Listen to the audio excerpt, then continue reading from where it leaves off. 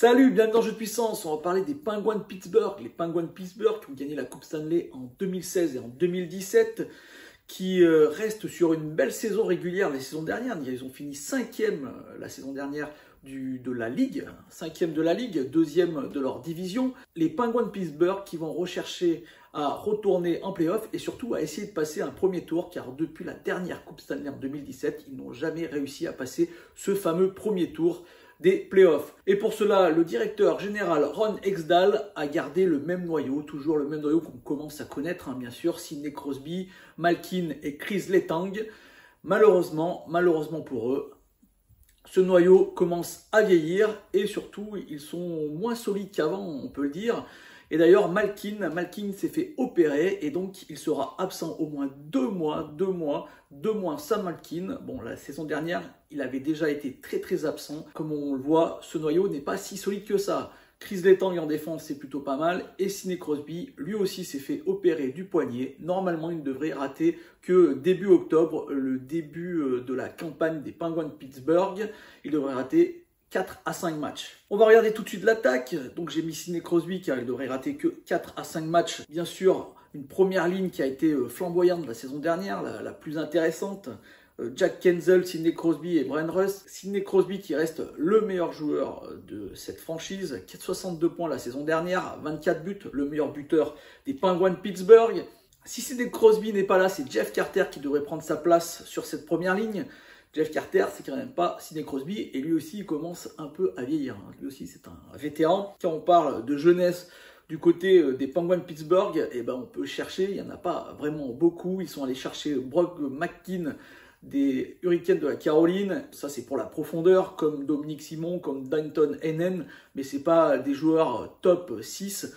Donc, si ce noyau se fracture, si ce noyau ne marche pas, ça va être compliqué pour les Penguins de Pittsburgh. En défense, là c'est un peu plus jeune. En défense, on a récupéré quelques jeunes plutôt intéressants. Je pense à Marcus Peterson, John Marino, mais ça reste là aussi une défense avec quelques vétérans. Chris Letang, bien sûr, Brian Dumoulin, Michael Matheson.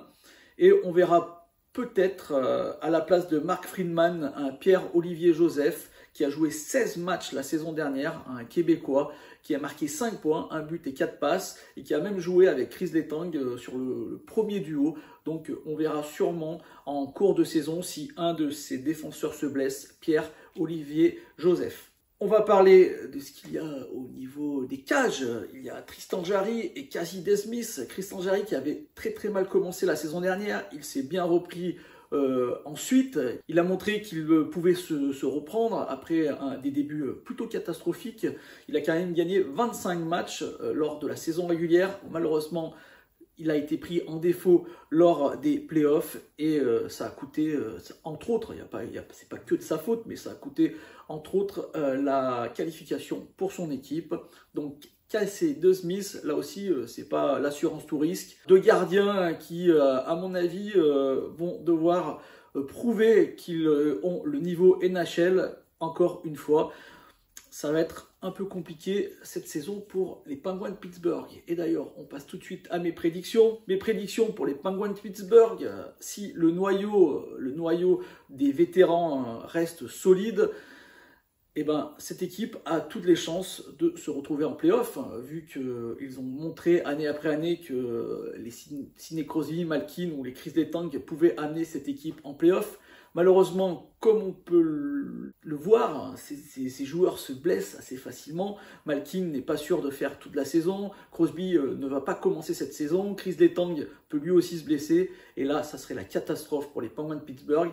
Il va falloir vraiment regarder ce qui se passe en début de saison. S'ils perdent vraiment trop de points dans ce début de saison, ça pourrait vouloir dire que ça ne va pas le faire pour les Penguins de Pittsburgh. De plus, si on sent que cette équipe ne peut pas se qualifier pour les playoffs, il y a 2 joueurs importants, Malkin et Chris Letang, qui seront joueurs autonomes la saison prochaine. Est-ce que la direction ne va pas les échanger en cours d'année? C'est aussi une possibilité. Ça va être très compliqué. Ils vont se battre pour cette 3e, 2e place, pour une wild card. Mais moi, je ne les vois pas se qualifier pour ça serait une chose assez exceptionnelle que Sidney Crosby ne soit pas en play-off. Ça n'est pas arrivé si souvent que cela. Donc, non, je ne les vois pas se qualifier, on verra. Voilà, j'espère que cette vidéo vous a plu. Si c'est le cas, n'hésitez pas à me faire un petit like, un petit commentaire, voilà, partager. Moi, je vous dis, la prochaine présentation, on parlera des Sharks de San José de l'autre côté des États-Unis. Allez, ciao!